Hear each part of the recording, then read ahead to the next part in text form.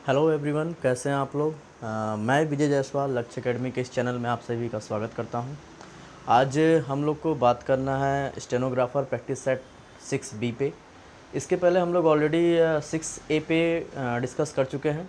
जिन लोगों ने अभी तक वीडियो ना देखा हो, प्लेलिस्ट में जाएं या फिर मैं डिस्क्रिप्शन लिस्ट में भी वीडियो का लिंक दे दूंगा। तो जिन लोगों ने अभी तक वीडियो ना देखा हो वो प्लेलिस्ट में जाएं और डिस्क्रिप्शन में आपके लिंक दिया हुआ है, वहाँ से आप देख लें। ठीक है, तो आज हम लोग को डिस्कस करना है 6B पे। ठीक है, which includes narration, voice and cloze test. ठीक है, so let's start the video.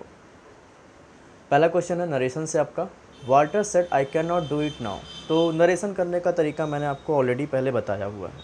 ठीक है ना, क्या बताया सभी को याद होगा। जिन लोगों ने वीडियो कंटिन्यू देखा होगा उन सबको लगभग चीज़ें नरेशन का क्लियर हो चुका होगा। तो चीज़ें क्या था, मैंने कहा था देखो, जो रिपोर्टेड स्पीच का सेंटेंस होता है उसको हमें चेंज करना है। ठीक है, तो रिपोर्टेड स्पीच का जो सेंटेंस का टेंस होगा वो किस में होगा, पास्ट में जाता है। जैसे अगर कैन नॉट है, इस सेंटेंस में क्या आपका कैन नॉट, तो ये कैन नॉट किस में चेंज होगा, कैन नॉट चेंज होगा आपका कुड नॉट में। है ना, सभी को ये क्लियर है। ठीक है, अभी दो ऑप्शन है जो कुड नॉट में, ये दोनों ऑप्शन आपका कट गया। इन्हीं दोनों में से एक आंसर होना है। अब देखो अगला चेक कर लो, नाउ चेंज किस में होता है, देन में। मैंने एक चार्ट बनवाया था ना, ईयर, देयर में, previous year, next year, tomorrow, है ना, सारा चेंज कराया हुआ था। अगर नई वीडियो देखा तो डिस्क्रिप्शन लिस्ट में वीडियो का लिंक दे दूंगा। जिन लोगों ने अभी तक वीडियो ना देखा वो सारे लोग वहाँ से वीडियो देख लेंगे। तो नाउ किस में चेंज होता है, देन में चेंज होता है। अब बताओ दोनों में से किस ऑप्शन में देन है, एक ही ऑप्शन में है। तो 46 का आंसर हो जाएगा ऑप्शन नंबर बी। चलिए क्वेश्चन नंबर 47 पे चलते हैं हम लोग। ठीक है, सभी को दिख रहा है ना क्वेश्चन, किसी को कोई प्रॉब्लम? ओके, अगला question. The master said that he would see me the next day. अभी देखो ये इनडायरेक्ट सेंटेंस का सेंटेंस है, इसको जब डायरेक्ट में लाएंगे तो ये जो वुड सी है आपका, है ना, ये किस में आ जाएगा, विल सी में आ जाएगा। अब आपको देखना है विल सी किस ऑप्शन में, पहला ऑप्शन में है, दूसरे में नहीं है, तीसरे में है, चौथे में नहीं है, चौथे में नहीं है। तो इन्हीं दोनों में से एक से होना है। ठीक है ना, चलिए देखते हैं। The master said that he would see me the next day को अगर चेंज करेंगे तो विल सी आएगा, और नेक्स्ट डे किस में चेंज हुआ होगा, टुमारो में। तो देख लें दोनों में से कौन सा होगा। I will see you tomorrow said the master हो सकता है। और अगर तीसरा देखें, tomorrow I will see you says the master, reporting verb says में है। कभी भी रिपोर्टिंग वर्ब अगर सेज होता तो ये चेंज होने के बाद यहाँ भी सेज ही होता, क्योंकि यहाँ पे सेड है इसलिए सेज वाला आप नहीं ले सकते हो। कौन सा ऑप्शन बचा आपके पास, पहला ऑप्शन बचा। ठीक है, तो 47 का आंसर कौन सा हो जाएगा, ऑप्शन नंबर फर्स्ट। सभी को समझ में आ रहा है, किसी को कोई प्रॉब्लम, आगे बढ़े, पक्का है। अगर आपको कहीं भी कोई भी प्रॉब्लम होती है तो आप मुझे कमेंट बॉक्स में करके बताया करो, कमेंट करिए और वहाँ से आप मुझे बताइए कि आपको प्रॉब्लम क्या है, मैं उसे सॉल्व करने की पूरी कोशिश करूँगा। और साथ में एक चीज़ मैं आपसे और कहना चाहूँगा, अगर वीडियो आपको अच्छा लग रहा है तो please share it, subscribe it and like it. ठीक है, बाकी अपनी प्रॉब्लम, अपनी चीज़ों को आप मुझे कमेंट बॉक्स में कमेंट करके बताया करिए। अगला क्वेश्चन आज का, question number 48। Father told Peter to clean his shoes, है ना। तो ठीक है, तो आप देखोगे सेंटेंस में जो लगा है टोल्ड सब्जेक्ट रिपोर्टिंग वर्ब और ऑब्जेक्ट के बाद टू प्लस वर्ब की फर्स्ट फॉर्म। अब जरा आप सोचो ऐसा कहाँ हो सकता था, इम्परेटिव सेंटेंस में। जब सेंटेंस वर्ब की फर्स्ट फॉर्म से शुरू होता था तो ऐसे केस में कॉमा, इन्वर्टेड कॉमा हटाकर हम लोग टू प्लस वर्ब की फर्स्ट फॉर्म का प्रयोग करते थे, याद होगा ना। चलो, तो इसका मतलब क्लीन से ही सेंटेंस शुरू होगा, लगभग चारों सेंटेंस में क्लीन उसने रखा हुआ है। तो ये clean your shoes, clean your shoes, clean your shoes, ये चारों में आपका क्या है, कॉमन है। ठीक है ना, तो अब हमको जो डिफरेंस देखना है वो रिपोर्टिंग वर्ब से ही देखना है। अब आप देखो वहाँ रिपोर्टिंग वर्ब क्या था, टोल्ड। तो कौन टोल्ड में बदलता है, या तो सेड या तो आस्ट। इंटेरोगेटिव होता तो आस्ट करते, सेज हो नहीं सकता, सेज होता तो टेल्स होता वहाँ पे, है ना। टोल्ड को टोल्ड में चेंज करेंगे नहीं, तो बचा क्या, सेड। तो एक ही ऑप्शन आपके पास बचा, कौन सा, ऑप्शन नंबर बी। ठीक है, आगे बढ़िए। मैं आपको ऑप्शन एलिमिनेट करके इसलिए बताता हूँ कि आपको गलती करने का कोई, अभी मैं आपको सिखा रहा हूँ। ठीक है, आप डायरेक्ट सेट का टोल्ड देख के लगा सकते थे, लेकिन गलती होने का चांस वहाँ पे बन जाता है। ठीक है ना, इसीलिए कभी भी आप किया करो तो ऑप्शन को एलिमिनेट करके किया करो। बहुत टाइम नहीं लगता, आप देखते होगे ये 40-45 क्वेश्चन कराने में मुझे बताते हुए, सॉल्व कराते हुए, आपको समझाते हुए भी मुझे 30 से 35 से 40 मिनट लगते हैं। खुद करना हो तो 25 मिनट जो है इज़ अ इनफ टाइम। ठीक है ना, चलिए आगे बढ़ें, क्वेश्चन नंबर 49 पे चलते हैं आज के। The girl said how happy I am. तो ये जब चेंज होगा तो सिंपल फॉर्म में चला जाएगा, और सिंपल फॉर्म में ये आई एम से क्या हो जाएगा, वॉज हो जाएगा, सी वॉज हो जाएगा। गर्ल आई हो जाएगा गर्ल के लिए सी, और एम क्या हो जाएगा आपका, वॉज हो जाएगा। तो सी वॉज में हम लोग इसको चेंज कर देंगे, ठीक है। देख लेते कहाँ ऐसा है। और the girl said how happy she was, ठीक है। Exclaim that she was very happy, इस तो नहीं हो सकता, इस तो नहीं हो सकता, इन दोनों में से एक होना है। तो आपको पता होगा ये जो हाउ वाला है, हाउ या व्हाट से जब भी एक्सक्लामेटरी, देखो एक्सक्लामेशन साइन लगा ना, एक्सक्लामेटरी सेंटेंस जब भी सही शुरू होता है तो हम लोग इसको वेरी में चेंज करते हैं। किस में चेंज करते हैं, वेरी में। तो ये कौन सा ऑप्शन हो जाएगा, option number B, the girl exclaimed that she was very happy, ठीक है ना। किसी को कोई प्रॉब्लम, आगे बढ़ूँ मैं, ओके। ये क्वेश्चन नंबर 50 पे चलते हैं। तो आज का क्वेश्चन नंबर 50 है आपके पास। मोहन सेज दैट, तो सेज है रिपोर्टिंग वर्ब, अगर रिपोर्टिंग वर्ब सेज है तो वो सेज ही रहेगा, अगर रिपोर्टिंग वर्ब सेज है तो क्या रहेगा, सेज ही रहेगा। तो ये ऑप्शन और ये ऑप्शन तो गया, ठीक है। और अगर रिपोर्टिंग वर्ब सेज है तो आने वाले टेंस में कोई भी चेंज नहीं होगा, ठीक है। ये नियम ये है, अगर नहीं पता आप जान लो कि रिपोर्टिंग वर्ब अगर प्रेजेंट या फ्यूचर में होता है, ठीक है, तो रिपोर्टेड स्पीच के, ये जो रिपोर्टेड स्पीच वाला सेंटेंस होता है इसके टेंस में कोई बदलाव नहीं होता है। अगर यहाँ पे प्रेजेंट है तो वो प्रेजेंट वाला ही आंसर होगा, ठीक है। सबको समझ में आ रहा है। तो दो ही ऑप्शन आपके पास बचा था प्रेजेंट में, सेज और सेज के लिए, एक पास्ट में है, इसको हटा दीजिए, आंसर आपको मिल जाएगा। तो by using elimination method you can easily solve the question, ठीक है ना। इसीलिए एलिमिनेशन मेथड का प्रयोग इंग्लिश में आप भरपूर तरीके से करिए, एकदम प्रैक्टिस बना लो आप एलिमिनेशन मेथड से सॉल्व करने का, ठीक है। बहुत हेल्प करेगा ये आपको आगे, इससे आपको जो है, जो आपकी सियोरिटी है वो काफ़ी हाई हो जाती है, इसमें गलती होने का चांस काफ़ी कम हो जाता है, ठीक है। He said I have done my job, तो चेंज तो होना ही है। प्रेजेंट परफेक्ट है, पास्ट परफेक्ट में चेंज होना है। पास्ट परफेक्ट में एक ही ऑप्शन है आपके पास, देखिए, बाकी ये भी नहीं होगा, ये भी नहीं होगा, ये आपका पास्ट परफेक्ट कॉन्टीन्यूअस है, हमें पास्ट परफेक्ट चाहिए था, तो एक ही ऑप्शन है। तो आगे बढ़ते हैं हम लोग, ठीक है। यहाँ दिमाग बिल्कुल नहीं लगाना था आपको। क्वेश्चन नंबर 52 पे चलते हैं। The student said I am doing my homework, ठीक है, चेंज तो होना ही है। रिपोर्टिंग वर्ब पास्ट में है, चेंज तो होगा ही होगा। प्रेजेंट कॉन्टीन्यूअस किस में चेंज होगा, पास्ट कॉन्टीन्यूअस में चेंज होगा, ठीक है ना। चलो पास्ट कॉन्टीन्यूअस में देखते हैं, क्या ये है, नहीं है। क्या सेकेंड ऑप्शन है, नहीं है। क्या थर्ड ऑप्शन है, नहीं है। कौन सा ऑप्शन है, option number 4, option number 4 is the correct answer. सभी को बात समझ में आ रही है, किसी को कोई दिक्कत। चलो आगे बढ़े, क्वेश्चन नंबर 53 पे चलते हैं। I said to the boy you have no ticket, get out before you driven out. चलो थोड़ा सा बड़ा सेंटेंस कर दिया, कोई दिक्कत नहीं है, चेंजेस सब कुछ वैसे ही करना है। हैव चेंज हो जाएगा आपका हैड में, ठीक है ना। अगर आप चेंज करते हैं तो क्या होगा, यहाँ पर हैव जो है वो किस में चेंज हो जाएगा, आपका हैड में, ठीक है। सबको पता है ये चीज़, ठीक है। अभी देखो दो चीज़ें, आर चेंज हो जाएगा, वाज या वर में चेंज हो जाएगा। अब देखो यहाँ पे 3 सेंटेंस है, पहला सेंटेंस ये था, सेकंड आपका ये है, और एक जो तीसरा सेंटेंस है वो है गेट आउट। तो ये जो तीसरा वाक्य है आप देखोगे ये इम्परेटिव है, वर्ब की फर्स्ट फॉर्म से है। तीसरा वाला सेंटेंस किससे है, वर्ब की फर्स्ट फॉर्म से है। अब देखो चेंजेस क्या क्या क्या होने हैं, हैव का आपका हेड हो जाएगा, और गेट का हो जाएगा टू गेट, और आर का वॉज या वर। इतनी चीज़ें आपको देखनी है, ठीक है। तो पहले जो छोटे छोटे ऑप्शन आपको दिखे होंगे इसमें तो पूरा दिया ही नहीं है, इसमें पूरा आपका दिया नहीं, ये तो आपका हो ही नहीं सकता, इसको तो आप हटा दो। ऑप्शन नंबर डी, हाँ चलो, और डी आपका छपा नहीं है, कोई बात नहीं, ए और सी में से ही आंसर होगा। चलो, I told the boy that he had, तो हैव को हैड में चेंज किया, ठीक है, no ticket, and he should get किया। मैंने कहा गेट को आप किस में चेंज करोगे, क्योंकि वर्ब की फर्स्ट फॉर्म से है, और मैंने बताया इम्परेटिव से साथ सेंटेंस अगर शुरू होता है वर्ब की फर्स्ट फॉर्म तो हम लोग टू प्लस वर्ब की फर्स्ट फॉर्म यूज़ करते हैं, तो ये भी ऑप्शन गया। अब आप इस वाले ऑप्शन पे बिना देखे, क्योंकि चौथा ऑप्शन है नहीं, अगर होता तो उसको भी हम लोग चेक कर लेते, ठीक है ना। फिलहाल इसको पूरा चेक कर लेते हैं। तो गेट हो गया to get, very good. Are हो गया वाज या वर में, सही है। हैव हो गया हैड में, सब कुछ यहाँ पे रखा हुआ है, इसलिए आंसर क्या हो जाएगा, ऑप्शन नंबर सी। सभी को बात समझ में आ रही है, किसी को कोई प्रॉब्लम, ठीक है। एलिमिनेशन मेथड का प्रयोग करिए, टेंस के मेथड से आप नरेशन बहुत ही ईजिली, कितना भी टफ दिया हो, कितना भी ईजी दिया हो, सारे क्वेश्चन सॉल्व कर सकते हो, ठीक है। आगे बढ़ते हैं। Amelia is going to ask the principal for permission to go on study tour, ठीक है ना। चलो ठीक है, पहला ऑप्शन क्या है,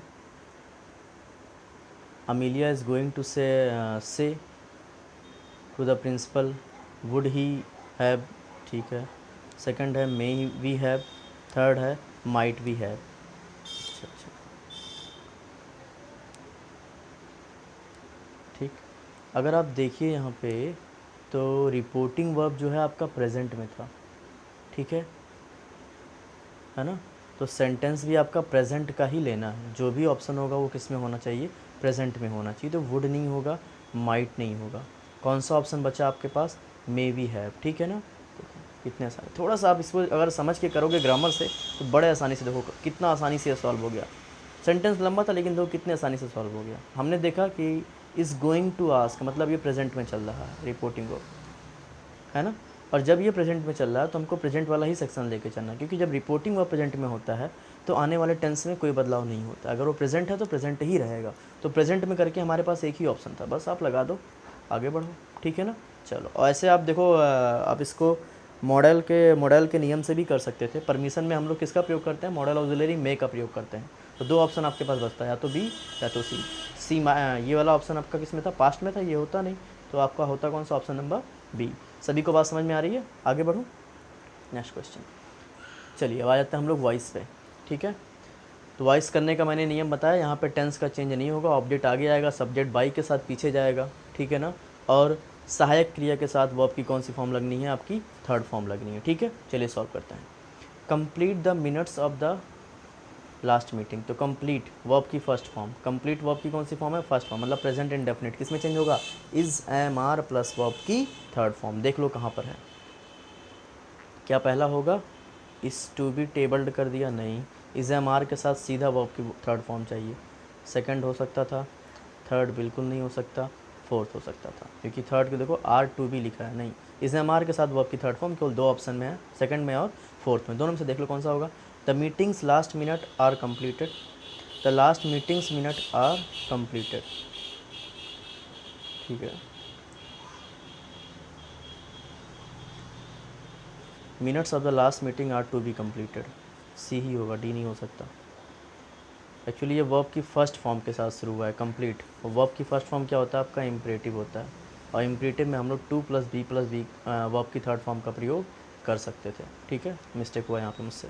फिलहाल देखो, एलिमिनेशन करने गए तो वहाँ से हम लोग, अगर मिस्टेक एक जगह हुआ तो एलिमिनेशन में हम लोगों ने पकड़ लिया कि भाई डी तो नहीं होगा, क्योंकि मीटिंग के साथ एपोस्ट्रोफी एस का प्रयोग कर ही नहीं सकते थे।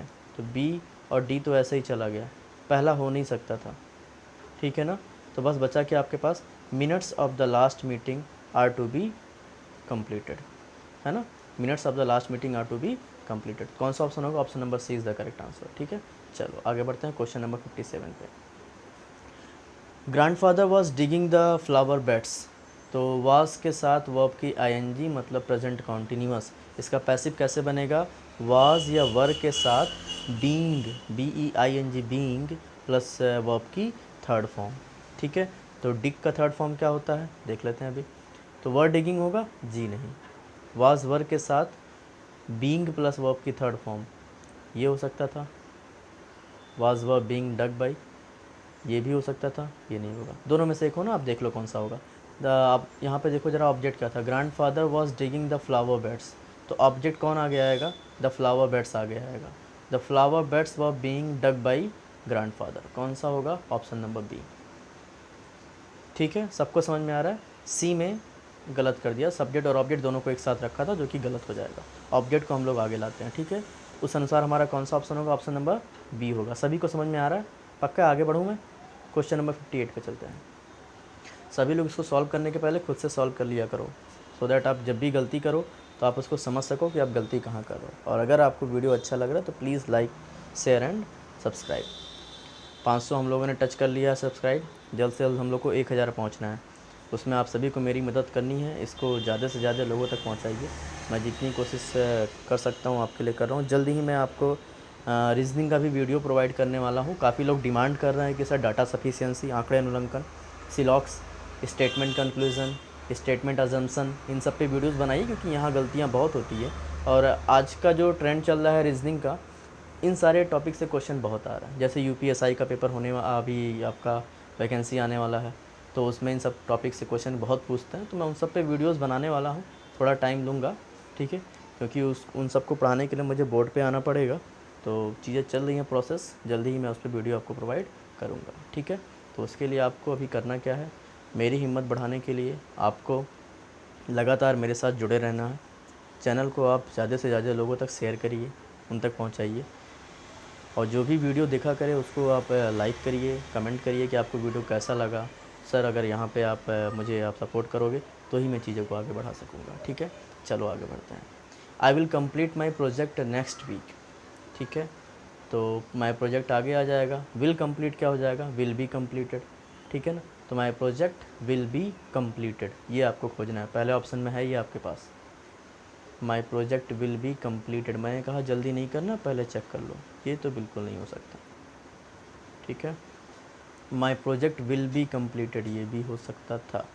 माई प्रोजेक्ट विल कंप्लीट, बस आपको अब देखना है कि ए और सी में से देखो कितने, इससे क्या होगा कि आप गलती होने का चांस बिल्कुल कम हो जाएगा। आप गलती नहीं करोगे इस मेथड से, जब भी करोगे आप गलती नहीं करोगे। आप दोनों पढ़ के देख लो, दोनों में चेंज क्या है, दोनों में से कौन सा होगा, आपको आंसर मिल जाएगा।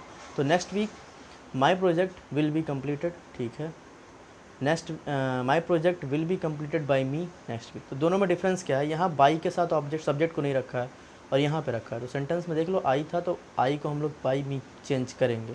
तो ऐसे केस में पहला नहीं होगा, कौन सा होगा, तीसरा था।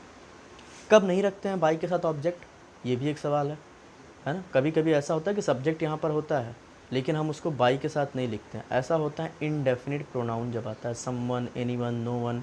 ठीक है ना, जब ऐसा कुछ आता है, ठीक है, तो हम लोग क्या करते हैं, उसको बाई के साथ नहीं रखते हैं। ठीक है, वो नहीं लिखा जाता, सुपरफ्लुअस माना जाता है। तो 58 कौन सा हो जाएगा, ऑप्शन नंबर सी। चलिए आगे बढ़ते हैं हम लोग। Question number 59, God helps those who help themself. ठीक है, चलो इसको सॉल्व करते हैं। काफ़ी अच्छे अच्छे क्वेश्चंस मैंने लिए, सारे क्वेश्चन आपके सीजीएल मेंस के क्वेश्चन हैं। ठीक है, आप इसको सॉल्व करिए, सब बड़े ही अच्छे क्वेश्चन आपके एग्ज़ाम में आने वाले क्वेश्चन हैं ये सब। God helps those who help themselves. चलो इसको चेंज करते हैं। तो ऑब्जेक्ट क्या है, सब्जेक्ट है आपका गॉड, और ऑब्जेक्ट क्या है, दोज हु हेल्प देमसेल्व्स, है ना। टेंस क्या है, हेल्प्स। तो इज एम आर के साथ वर्ब की थर्ड फॉर्म, पहले तो ये खोज लो। आर के साथ वर्ब की थर्ड फॉर्म हो सकता था, आर के साथ वर्ब की थर्ड फॉर्म हो सकता था, गया, ये भी गया। बस दोनों में से एक ही चेक करना आपको, है ना। तो दोनों पढ़ के देख लो कौन सा सही है। Those who help themselves are help by God, those who are help by the themselves, गलत हो गया ये। मैंने कहा ना ऑब्जेक्ट क्या है, ऑब्जेक्ट है आपका दोज हु हेल्प देमसेल्व्स। इसी ऑब्जेक्ट को आगे उठा लो, those who help themselves, is am are के साथ वर्ब की third form, by plus subject. कहाँ हो रहा है ऐसा, पहले ऑप्शन में हो रहा है। तो आंसर कौन सा हो जाएगा 59 का, ऑप्शन नंबर ए। ठीक है, चलते हैं अगले क्वेश्चन पे, और question number 60, he will object to my proposal. तो ऑब्जेक्ट क्या है, ऑब्जेक्ट है आपका माई प्रपोजल, ये आगे आएगा। माई प्रपोजल विल बी ऑब्जेक्टेड, ये होना चाहिए, है ना। तो माई proposal will be objected two by him बन रहा है यहाँ पे। ठीक है, आगे बढ़े हम। चलो क्वेश्चन ऑप्शन नंबर डी। अब देखो इसमें देख लो क्यों नहीं होगा बाकी option. The objection to my proposal, जी नहीं, ऑब्जेक्ट आगे नहीं आया। वैसे भी विल के साथ हमें बी प्लस वर्ब की थर्ड फॉर्म चाहिए था, यहाँ पे नहीं था। इसमें भी विल बी के साथ वर्ब की थर्ड फॉर्म हमारे पास नहीं थी, इसमें भी विल बी के साथ हमारे पास वर्ब की थर्ड फॉर्म नहीं थी। तीनों ऑप्शन में ही विल बी के साथ वर्ब की थर्ड फॉर्म नहीं थी, इसीलिए कौन सा ऑप्शन होगा, option number D, will be objected. एक ही ऑप्शन था जहाँ विल के साथ बी प्लस वर्ब की थर्ड फॉर्म थी। ठीक है, आगे बढ़ते हैं। क्वेश्चन नंबर कहाँ चलेंगे हम लोग, अब 61 पे चलते हैं। Father called up Angela on her birthday.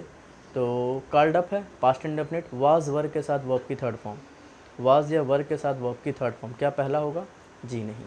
Second होगा, हो सकता है। थर्ड वाला बिल्कुल नहीं होगा। फोर्थ वाला हो सकता है।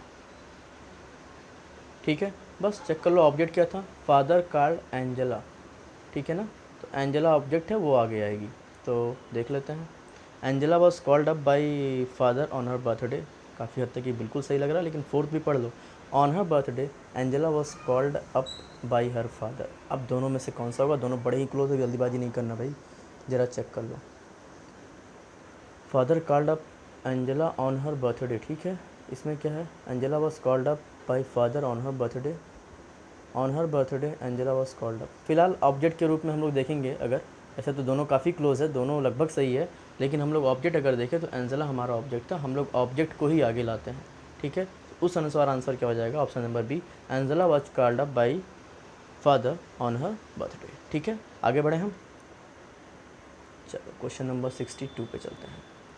Y didn't you bring the matter to my notice, past indefinite, was verb के साथ वर्ब की थर्ड फॉर्म, क्या पहला होगा, नहीं होगा, दूसरा हो सकता है, हो सकता था, थर्ड होगा, नहीं होगा, चौथा हो सकता है, हो सकता है। दो ऑप्शन चले गए आपके पास, दो ही ऑप्शन है अब आपके पास, कौन सा ऑप्शन है, ऑप्शन नंबर बी और सी, डी।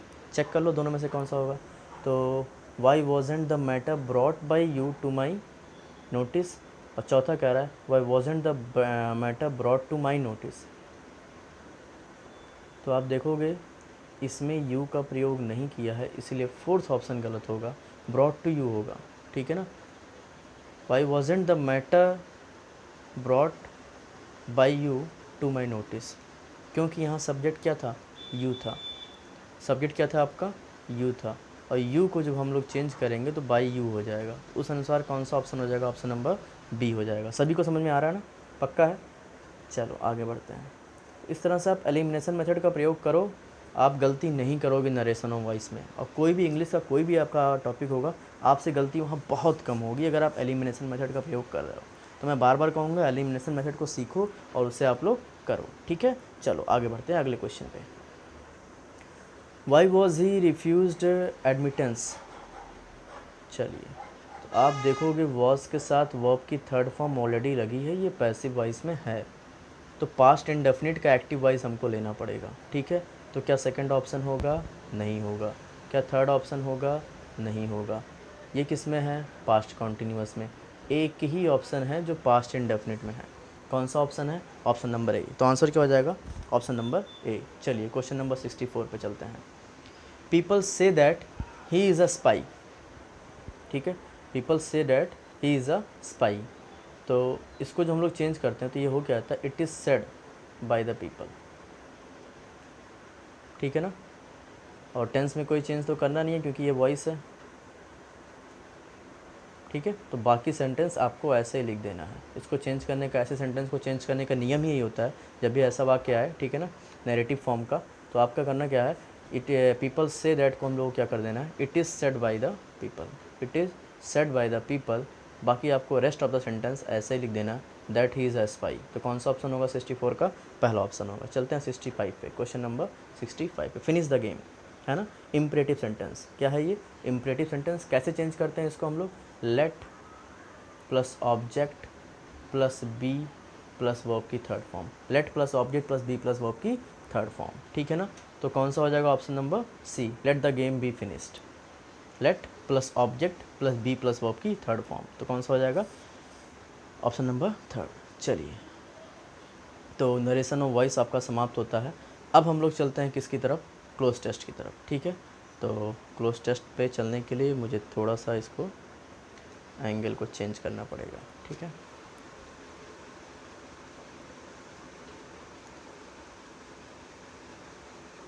ओके, नो, सभी को दिख रहा है, पक्का है क्वेश्चन, किसी को कोई प्रॉब्लम। चलो,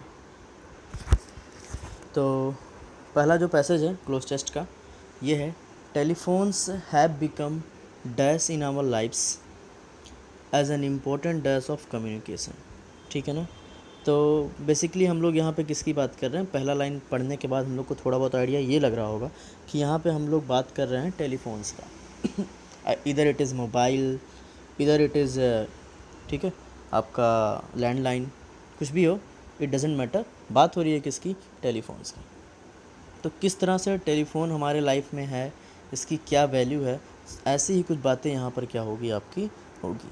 ठीक है ना, चलो, तो telephones have become dash in our lifes as an important dash of communication. अब आप, मैंने कहा था कभी भी ऑप्शन पे जाने के पहले आप खुद एक वर्ड इमेजिन कर लिया करो। तो कह रहा है टेलीफोन हमारे लाइफ में क्या बन चुका है, तो आपके मन में आ रहा होगा बहुत महत्वपूर्ण रोल निभाता है। ठीक है ना, तो हम लोग चलते हैं पहले ऑप्शन पे, सूटेबल, नेसेसरी, इनवाइटेबल और इंडिस्पेंसिबल। वैसे तो सारे ऑप्शन की मीनिंग लगभग सेम है। Telephones have become suitable in our life हो सकता था, नेसेसरी इन आवर लाइफ हो सकता था, इनवाइटेबल नहीं होगा, इसका मतलब इसको टाला ना जा सके। तो ये मीनिंग यहाँ पे। इंडिस्पेंसिबल का मतलब आपको पता होना चाहिए, नहीं पता होना चाहिए आपसे गलती पक्का यहाँ पे होना ही होना। क्लोज टेस्ट में एक चीज़ जान लो, अगर 4 ऑप्शन दिए हैं, आपको चारों ऑप्शन की मीनिंग नहीं पता है, तो आपसे मिस्टेक होने के चांसेस काफ़ी हाई हो जाते हैं। ये चीज़ आप जान लो क्लोज टेस्ट में, ठीक है। फिलहाल इंडिस्पेंसिबल का मतलब होता है जिसके बिना काम ना चले, जिस मतलब अति आवश्यक। अब आप बताओ टेलीफोन क्या है, नेसेसिटी है, सूटेबल है या इंडिस्पेंसिबल है?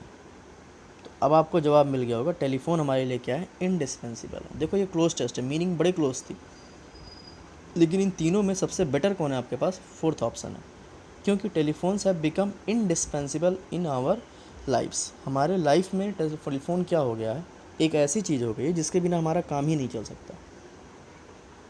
नेसेसरी भी तो है, लेकिन नेसेसरी इंडिस्पेंसिबल के आगे क्या पड़ता है, छोटा हो जाता है। नेसेसरी मतलब कोई भी चीज़ नेसेसरी है तो आप उसको लेके चलोगे, ज़रूरी है, लेकिन जब इंडिस्पेंसिबल बोलते हो तो ये ऐसी नेसेसिटी हो जाती है जिसके बिना आपका काम ही नहीं चलता।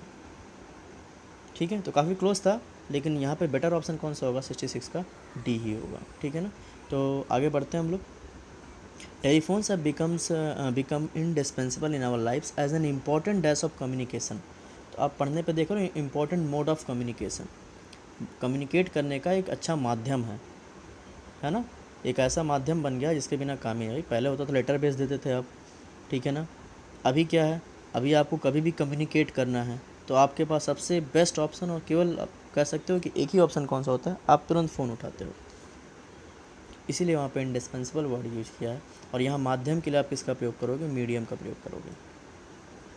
तो 67 का क्या हो जाएगा, an important medium of communication. ठीक है, आगे बढ़ते हैं। On any given day an individual spends a dash deal of time talking dash the phone. सही कह रहा है, अगर कोई भी एक दिन ले लो, कह रहा है कोई भी एक दिन ले लो, ठीक है, आप पाओगे क्या कि एक व्यक्ति मैक्सिमम समय अपना किस पे बिताता है, वो फ़ोन पर बात करते हुए बिताता है। ये बात बिल्कुल सही है भाई। कभी आप अपने फ्रेंड्स से बात करते हो, कभी आप बिज़नेस डीलिंग के बारे में बात करते हो, कभी आप फैमिली से बात करते हो, कभी आप पता नहीं किससे बात करते हो, है ना। तो ये चीज़ें हैं। आप जो है आप देखोगे कि मैक्सिमम टाइम आप किस पे स्पेंड करते हो, टेलीफोन पे। तो वही कह रहा है, spends a dash deal of time. तो आप ये आपका एडवर्ब है, डैश डील एडजेक्टिव है आपका, डैश डील ऑफ टाइम मतलब a great deal of time. Large deal नहीं होता, बिग डील नहीं होता, ह्यूज डील होता ही नहीं है। होता क्या है, जो आपका एडजेक्टिव वो क्या है, a great deal of time talking dash the telephone. तो टॉकिंग फ़ोन पर बात करते हुए, तो टॉकिंग ऑन द टेलीफोन, ये तो बड़ी सिंपली से आप लगा सकते थे, टॉकिंग ऑन द टेलीफोन। सबको यहाँ तक की बात समझ में आ गई। चलिए आगे बढ़ते हैं। The dash of person's voice and articulation can be, the dash of person voice and articulation can be a good dash of his और हर पर्सनैलिटी। कह रहा है कि एक व्यक्ति की जो वॉइस है एंड आर्टिकुलेशन मतलब उसकी जो बोलने का तरीका है, तो डैश ऑफ पर्सन's वॉइस, अब इसका मतलब क्या हुआ इस लाइन का, बोलने का, व्यक्ति के बोलने का तरीका। तो यहाँ तो 70 में कोई तरीका जैसा ही वर्ड आएगा, अभी देखते हैं। तो dash of person's voice and articulations can be a good dash of his और हर पर्सनैलिटी।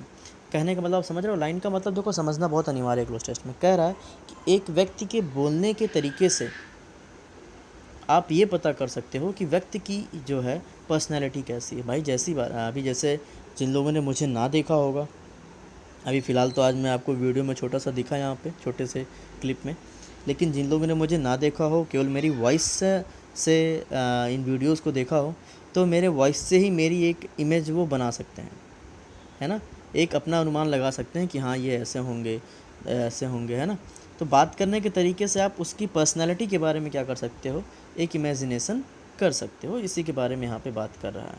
तो पर्सन्स के वॉइस के तरीके से, है ना। तो 70 में क्या होना चाहिए, nature of persons voice, quality of persons voice, type of, kind of. तो वॉइस का क्या होता है, वॉइस की क्वालिटी होती है, बोलते हैं ना वॉइस क्वालिटी कैसी है, तो वहाँ से आप पकड़ सकते हो। 70 का क्या होगा, ऑप्शन नंबर बी होगा। ठीक है, 71 पे क्या होगा, a good dash of his और हर पर्सनैलिटी, अ गुड इंडिकेटर। तो उस वॉइस से क्या होगा, व्यक्ति का इंडिकेशन मिलेगा, साइन मिलेगा, रिविलेशन मिलेगा, या मैनिफेस्टेशन मिलेगा? बहुत क्लोज है, सारे ऑप्शन बहुत क्लोज है ना। रिवील मतलब क्या होता है? देखो ये दोनों ऑप्शन क्यों नहीं होगा पहले ये समझ लो। रिवील मतलब होता है किसी चीज़ को शो कर देना। तो मैंने कहा कि वॉइस सुन के आप इमेजिनेशन कर सकते हो, एग्जैक्टली उसको आप देख नहीं सकते। और रिवील का मतलब क्या होता है कि एकदम सेम टू सेम वो आपके सामने हूबहू दिख जाए, एकदम सेम वही चेहरा। तो ऐसा नहीं हो सकता। आपने जिसको देखा नहीं है, केवल वॉइस से आपने उसको अंदाज़ा लगाया, तो आप सेम टू सेम नहीं रख सकते हो। और सेम ऐसे मैनिफेस्टेशन भी है, ये दोनों तो नहीं हो सकता। इंडिकेशन मिल सकता है, साइन भी मिल सकता है, लेकिन साइन क्या होगा? साइन जिस चीज़ को आप जानते हैं उसका साइन होगा। तो साइन भी यहाँ पे बड़ा क्लोज था, लेकिन ये हटेगा, तो बस बचेगा क्या? आपको बस इंडिकेशन मिल सकता है। क्या मिल सकता है? उस पर्सन के वॉइस से आपको क्या मिल सकता है? उस पर्सन के पर्सनैलिटी क्या मिल सकती है? इंडिकेशन मिल सकती है। ठीक है ना। तो आंसर क्या हो जाएगा? इंडिकेटर। चलिए आगे बढ़ते हैं। तो the quality of persons voice and articulation can be a good indicator of his और हर पर्सनैलिटी। तो कैन भी इसलिए लगाया, संभावना उसने कर दिया कि हो सकता है। आगे, that is dash it is important to possess the right skills to communicate on the phone. इसीलिए कहा जा रहा है, इसीलिए अक्सर हम लोग जो है सिखाया जाता है। जैसे आपको कॉल सेंटर वाले जब फ़ोन करते हैं, वो कितने अच्छे से बात करते हैं, वो कैसे भी हो वो कैसे भी, लेकिन जब वो आपसे बात करते हैं तो आपको क्या मन में, ये बड़े अच्छे तरीके के व्यक्ति होंगे, एकदम वेल मैनेज्ड, है ना, समझ रहे हैं, एक अच्छी छवि बनती है। और अगर अभी वही व्यक्ति आपको गाली देने लगे फ़ोन पे, तो वो कितना भी अच्छा व्यक्ति हो, लेकिन छवि उसकी पर्सनालिटी कैसी बनेगी? बहुत ही बेकार सी बनेगी। तो कह रहा है इसीलिए, एंड दैट इज़ वाई, इसीलिए मतलब क्या? दैट इज़ वाई, है ना, that is why it is important to process. तो 72 में आप बड़े आसानी से वाई लगा सकते हो। दैट इज़ वाई, है ना, it is important to process the right skills to communicate on the phone. ठीक है ना, सीखना ज़रूरी है और पहुंचाना ज़रूरी है फ़ोन पे बात करने का सही तरीका। आगे, speaking speaking dash on phone can have and dash impact on one's personal and professional life. जाहिर सी बात है, स्पीकिंग डैश ऑन फोन। देखते हैं 73 में क्या है। स्पीकिंग एलिगेंटली, वेल, मेलिफियसली या गुड। देखो गुड तो नहीं होगा, क्योंकि स्पीकिंग आपका वर्ब है, वर्ब के बाद हमें एडवर्ब चाहिए। एडवर्ब आपका वेल भी है, एलिगेंटली भी है, मेलिफियसली भी है, इन्हीं तीन में से एक होना है। मेलिफ्लुअस मतलब क्या होता है? Elegantly, well. फिलहाल इसका आंसर क्या है आपका? स्पीकिंग एलिगेंटली मतलब बहुत अच्छे तरीके से। मेलिफ्लुअस वहाँ पे मीनिंग सटीक नहीं बनेगा। वेल नॉर्मली आप गुड और वेल के लिए करते हो, लेकिन हम वहाँ पे क्या बात कर रहे हैं? स्पीकिंग मतलब बहुत अच्छी तरीके से अगर आप बात करते हो फ़ोन पर, है ना, अगर फ़ोन पर आप एलिगेंटली बात करते हो, speaking elegantly on the phone. Battery मेरा 11% है, मुझे वीडियो बहुत जल्दी से बढ़ाना पड़ेगा, तो सॉरी, मुझे थोड़ा सा स्पीड मुझे अपनी बढ़ानी पड़ेगी। ठीक है ना। तो speaking elegantly on the phone can have and dash impact on one's personal and professional life. Telephone conversations are of to dash formal and informal. तो टू क्या? टू टाइप्स, है ना। तो दो तरह के होते हैं, फॉर्मल होते हैं और इनफॉर्मल। फॉर्मल मतलब ऑफिशियल, और इनफॉर्मल मतलब जो अपने फैमिली फ्रेंड से बात करते हो। ठीक है, दोनों में आपको अच्छे से बात करना है। अगर आप अच्छे से बात करते हो दोनों में ही, तो जाहिर सी बात है क्या होगा? आपकी एक अच्छी छवि बनेगी। तो 75 में क्या हो जाएगा? Second option, types, two types. ठीक है, चलिए अगले हम लोग पैसेज पे चलते हैं। अगला पैसेज है, English is an international language. बात हो रही है यहाँ पर इंग्लिश की। ये पैसेज थोड़ा सा टफ है, थोड़ा टफ। बस टफ कहाँ पे है? शुरू के 3-4 फिलअप, अंत के जब आप बाकी फिलअप देखोगे बहुत इजी है, आप ऑप्शन से लगा लोगे सारे। शुरू के 3-4 फिलअप आपको अच्छे से करना है। तो देखो कभी भी क्लोज टेस्ट में आप घबराइए बिल्कुल नहीं। जब टफ होगा तो 10 में आप 7-8 करने का प्रयास करो कि 7-8 मेरे सही हो जाए, 1-2 गलत हो जाएंगे कोई बात नहीं। और जब इजी हो तो 8 से 10 के बीच में प्रयास करिए अपनी। मैं ये आपसे नहीं कहूँगा कि क्लोज टेस्ट में आप 10 के 10 कर ले जाओ, क्योंकि 10 के 10 करना क्लोज टेस्ट में वास्तव में टफ होता है। लेकिन ईजी है तो 8 से 10 का रेशियो बनाइए, और टफ है तो 7 से 9 के बीच में रेशियो बनाइए। 2-3 क्वेश्चंस आपके गलत होंगे तो कोई बात नहीं, सबके होते हैं। No one is perfect in cloze test, क्योंकि मीनिंग काफ़ी क्लोज होती है, कहीं कहीं गलतियाँ होती है। तो घबराना बिल्कुल नहीं, बहुत आसानी से करना, तो एकदम ईजिली। ईगो पे मत लो कि अरे मेरी इंग्लिश तो इतनी स्ट्रांग है, मुझे 10 में से 9 ही आए, 8 ही आए, कोई बात नहीं, सबको होता है, कितना भी स्ट्रांग है। रीडिंग पे डिपेंड करता है, ये पोर्शन काफ़ी आपका रीडिंग पे डिपेंड करता है। चलिए, English is an international language at the colossal cost of dash rationality and scientific spelling. तो रैशनैलिटी मतलब होता है लॉजिकली, तो लॉजिक जैसा वर्ड ही आपको पहला ऑप्शन में चाहिए, तो कौन सा ऑप्शन हो जाएगा? Option number first. Colossal cost of logic, rationally and scientific spelling, English language dash accepted the flood of words. तो उसने क्या किया? फ्लड ऑफ वर्ड्स मतलब इंग्लिश में क्या है, वर्ड्स की क्या है, पूरी फ्लो है। अगर इंग्लिश में आपके पास शब्द नहीं है तो वास्तव में आपको इंग्लिश लैंग्वेज नहीं आ सकती। फ्लड ऑफ वर्ड्स है वहाँ पे, ठीक है। और इसको इंग्लिश लैंग्वेज ने क्या किया? एक्सेप्ट किया है। कैसे एक्सेप्ट किया है? डली, उदासपूर्व, देखो नेगेटिव वाले दोनों नहीं होंगे, इन्हीं दोनों में से एक होगा। फेयरली मतलब ईमानदारी से, इंटरेस्टिंगली, तो दोनों में से कौन सा बेटर है आपका? इंटरेस्टिंगली होगा, ठीक है। तो आगे क्या होंगे? English language interestingly accepted the flood of words dash taking time off to. कह रहा है कि बिना समय लिए उसने क्या किया, है ना। अगर मीनिंग का बिना समय लिए, तो विदाउट टेकिंग टाइम ऑफ, तो विदाउट, थोड़ा सा मीनिंग आप देखो क्लियर कर पाओगे तभी यहाँ पे होगा। तो without taking time off to dash its spelling, to rationalise, mend, amend और रिवर्स, देखो रिवोल्यूशनाइज, आंदोलन तो यहाँ पे नहीं करना है, ठीक है। मेंड और अमेंड दोनों सेम मीनिंग है, अगर मेंड होता तो अमेंड क्यों नहीं होता? तो आप यहाँ से बता सकते हैं कि मेंड भी नहीं होगा, अमेंड भी नहीं होगा, बचा क्या आपके पास? Option number A. थोड़ा सा मैंने यहाँ पे लॉजिक लगा दिया। रिवोल्यूशनाइज तो यहाँ पे कोई मतलब ही नहीं था। मेंड अमेंड दोनों एकदम सेम मीनिंग है, कोई डिफरेंस नहीं था। मेंड और अमेंड का मतलब ही होता है rectify. Battery is getting quite low, तो अगर बीच में वीडियो इंटरप्ट हुआ, कटा, तो सॉरी फॉर दैट, ठीक है, क्योंकि मैंने ध्यान नहीं दिया कि मेरी बैटरी काफ़ी लो हो चुकी है। फ़िलहाल 10% है, कवर करेगा, तब तक हम लोग ख़त्म कर ले जाएंगे, ठीक है। थोड़ा जल्दी चलते हैं। अच्छा, अगर वीडियो बीच में रुकता है उसके लिए मैं एक काम आपको देता हूँ, पहले होमवर्क आपको दे दूँ, फिर हम लोग उसको आगे बढ़ाते हैं। ये 4 क्वेश्चन आपके स्क्रीन पे दिख रहा होगा, सभी को दिख रहा है? किसी को कोई दिक्कत तो नहीं है देखने में?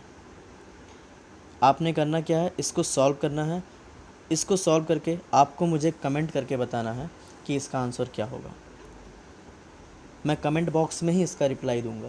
जितने भी लोग इसका आंसर करेंगे मैं कमेंट बॉक्स में इसका रिप्लाई दूंगा। और ये सभी से मेरी रिक्वेस्ट है कि जितने भी लोग इस वीडियो को देख रहे हैं, सभी लोग कमेंट में इसका आंसर ज़रूर बताएंगे, ठीक है। तो बहुत आसान से क्वेश्चन है, कॉमन एरर है, बड़े आसानी से आप कर सकते हो, ठीक है। तो मुझे भी देखना है कितने लोगों को चीज़ें आ रही हैं। सही होगा गलत होगा बिल्कुल मत डरिएगा, बस आप कमेंट करिएगा कि आंसर क्या होगा। कमेंट का रिप्लाई मैं आपको कमेंट में ही दूंगा, ठीक है। चलिए अब हम लोग क्वेश्चन को आगे बढ़ाते हैं। तो बात कहाँ तक हो गई थी? बात हो गई थी without taking time to dash its spelling, to rationalise its spelling, this has angered France. इसने क्या किया? फ्रांस को एंगर्ड कर दिया। इटली एंड स्पेन, ठीक है। And dash a modern rational mind, ठीक है। एंड डैश अ, तो उसने कह रहा फ्रांस को भी एंगर कर दिया, इटली को भी एंगर कर दिया, स्पेन को भी कर, और बहुत सारे मॉडर्न नेशनल माइंड को भी उसने क्या कर दिया? एंगर कर दिया, ठीक है। तो बहुत सारे के लिए यहाँ पे कौन सा है? मच, मोर, मच अनकाउंटेबल के साथ लगता है, मोर भी नहीं होगा, मोस्ट भी नहीं होगा। अब आप देखो मॉडर्न के पहले ए लगा है, तो आपको ग्रामर में एडजेक्टिव का नियम याद आएगा, मेनी ए। मेनी ए याद आया? मेनी ए के साथ नाउन कैसा होता है? सिंगुलर होता है। वही नियम के अनुसार ये तो ग्रामर पे था सीधे, तो यहाँ पे आपको पढ़ने की कोई जरूरत नहीं, ग्रामर से आप लगा सकते हो मेनी ए प्लस सिंगुलर काउंटेबल नाउन, ठीक है ना। तो 80 में क्या हो जाएगा आपका? मेनी ए। आगे बढ़ते हैं। But so far English dash has remained with all its dash. But so far English, क्या इंग्लिश लैंग्वेज की बात कर रहे हैं। मैंने कहा ना नीचे के फिलअप बड़े आसान है। तो 81 का क्या हो जाएगा? सी। तो English language has remained with all its dash and we as foreign learner of English, चलो पहले इसको, विथ ऑल इट्स क्या? With all its irregularities, regularities, errors या प्रॉब्लम्स। तो इंग्लिश में आप अक्सर देखते होंगे इरेगुलरिटीज़ काफ़ी होती हैं, ठीक है ना। क्यों? अभी देखो यहाँ पे एंगर्ड की बात भी हुई थी, तो क्यों ये एंगर्ड क्यों होते हैं? क्योंकि वहाँ पर क्या होता है, अभी जो मॉडर्न इंग्लिश लैंग्वेज है उसमें काफ़ी इरेगुलरिटीज़ है। उसी शब्द की मीनिंग कहीं कुछ और होती है और कहीं पे कुछ और होती है। वही ग्रामर कहीं फॉलो होता है और वहीं पे उसी ग्रामर पे कितने क्या होते हैं? एक्सेप्शन आ जाते हैं, ठीक है ना। तो ये इरेगुलरिटी जो है ये इंग्लिश में बनी रहती है, उसी की बात यहाँ पे कर रहा है। English language has remained with all its irregularities and we as a foreign learner of English, क्योंकि इंग्लिश हमारी फॉरेन लैंग्वेज है, तो वही कह रहे हैं, we as a foreign learner of English dash have to find what dash and, तो अब देखो वाट डैश एंड इरेगुलरिटीज़, तो ये आपका नेगेटिव, तो ये वाला भी आपका नेगेटिव ही कोई होगा। तो 84 में हमें कोई नेगेटिव नाउन ही लेना है। स्केल्स 83 हम लोगों ने फिल नहीं किया क्या अभी? कौन लगा? इंग्लिश डैश हैव, तो ये तो आपको साफ साफ दिख जाएगा। हैव लगा है तो ये फ्यूचर परफेक्ट वाला नियम ही आपको फॉलो करेगा, विल हैव या वुड हैव, विल हैव या वुड हैव। अब प्रेजेंट लेना है कि पास्ट, बात ये बनती है। चलो देखते हैं ऑप्शन में क्या है। माइट और शुड तो नहीं होगा। आगे वाला सेंटेंस देख लो, वहाँ से क्लियर हो जाएगा। टेंस कैन लगा हुआ है। क्या लगा आपके पास? कैन, ठीक है ना, मतलब प्रेजेंट फॉर्म ही लेना है। तो प्रेजेंट फॉर्म में अब आपके पास एक ही ऑप्शन है, बिल्कुल दिमाग नहीं लगाओ। बस कौन सा होगा? 83 का सी होगा। 84 पे चलते हैं। तो English will have to, sorry, as foreigner learner of English will have to find what dash and irregularities, what scales, lens, lines and patterns. तो क्या होगा? व्हाट पैटर्न्स, की पैटर्न क्या है, उसका पैटर्न क्या है, उसमें इरेगुलरिटी क्या है, ये हमें क्या करना पड़ेगा? पता करना पड़ेगा, ठीक है। तो 84 का आपका क्या हो जाएगा? Option number D. तो what patterns and irregularities we can to dash the weakness and drawback of poor spelling. 85 पे चलते हैं। सिंप्लीफाई, ओवरकम, मॉडिफाई और रेक्टिफाई, मतलब उसको हम लोग सिंप्लीफाई कर सकते हैं, सुधार सकते हैं उससे। तो बेसिकली देखो होता क्या है, इंग्लिश हमारी मदर टंग तो है नहीं, हिंदी वैसे बेसिकली हमारी मदर टंग है। तो वहाँ पर हमसे क्या होती है, समझने में और लिखने में और बोलने में क्या होती है, गलतियाँ कम होती है। लेकिन इंग्लिश लैंग्वेज के साथ क्या है, क्योंकि ये हमारे लिए एक फ़ॉरेन लैंग्वेज है, तो यहाँ पे ये इरेगुलरिटीज़ बनी रहती है। तो वही कह रहा है कि हमें इस वीकनेस से, इस ड्रॉबैक से, इस पुअर स्पेलिंग से हमें क्या करना पड़ेगा? जीतना पड़ेगा। We can to overcome the weakness, है ना, इससे हमें क्या करना पड़ेगा? जीतना पड़ेगा। तो 85 में क्या हो जाएगा? सी ऑप्शन हो जाएगा, ठीक है। 85 का कौन सा ऑप्शन हो जाएगा? Option number C. तो ये रहा आज के 85 क्वेश्चन। और इस 85 क्वेश्चंस के बाद आपको करना क्या है, ये 4 क्वेश्चन मैं आपको होमवर्क दिया हूँ, आपको इसका आंसर कमेंट बॉक्स में ही बताना है। तो आज के लिए इसमें इतना ही। तो बाकी अगला सेट हमारा होगा सेट नंबर 7, इसके बारे में हम लोग कल चर्चा करेंगे अगली वीडियो में। तो आशा करता हूँ कि आपको वीडियो समझ में आ रहा होगा। तो जिन लोगों ने अभी तक चैनल सब्सक्राइब नहीं किया है, पहले तो वो चैनल सब्सक्राइब करें और इसको मैक्सिमम लोगों तक क्या करिए, शेयर करिए, सो दैट मैं आगे भी ऐसे वीडियोज़ आपको प्रोवाइड कर सकूँ। आज के लिए इसमें इतना ही, कल फिर मुलाकात होगी नेक्स्ट वीडियो के साथ। Have a good day, take care.